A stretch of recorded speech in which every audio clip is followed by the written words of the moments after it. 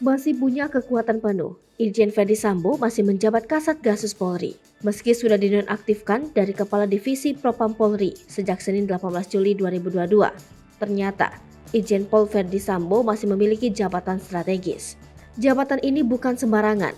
Irjen Verdi Sambo masih menduduki jabatan sebagai Kepala Satuan Tugas Khusus Polri.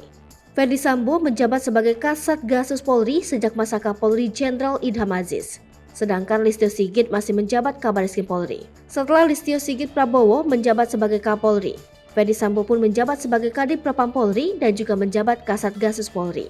Pengangkatan kembali Verdi Sambo sebagai Kasat Gasus Polri sesuai dengan surat perintah Kapolri Jenderal Listio Sigit Prabowo.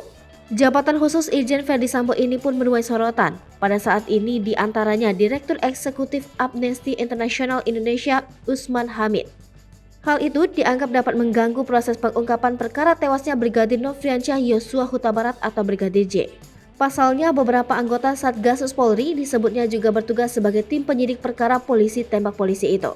Sebelumnya Verdi dinonaktifkan sebagai Kadif Propam Polri pada 18 Juli 2022 sebagai buntut dari insiden tewasnya Brigadir J. Usman lantas mempertanyakan apakah penonaktifan Verdi sebagai Kadif Propam juga diikuti penonaktifannya pada tugas yang lain. Apalagi yang diterima Kompas.com, Barada Richard Eliezer Pudihang Lumiu atau Barada E yang diduga menjadi penembak Brigadir J juga menjadi anggota dari Satgasus tersebut.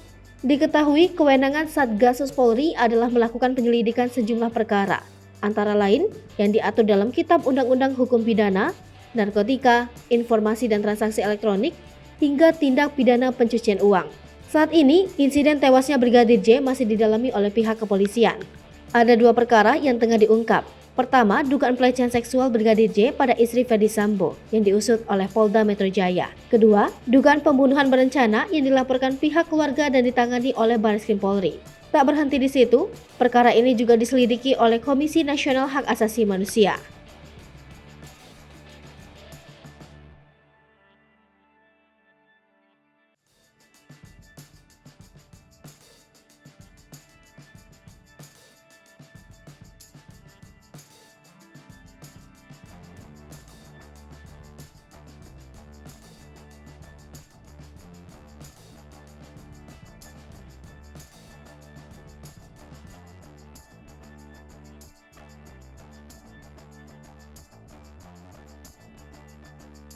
Hai pemirsa Sri Popo TV, jangan lupa komen, like, dan subscribe, serta tonton terus berita-berita terupdate lainnya ya.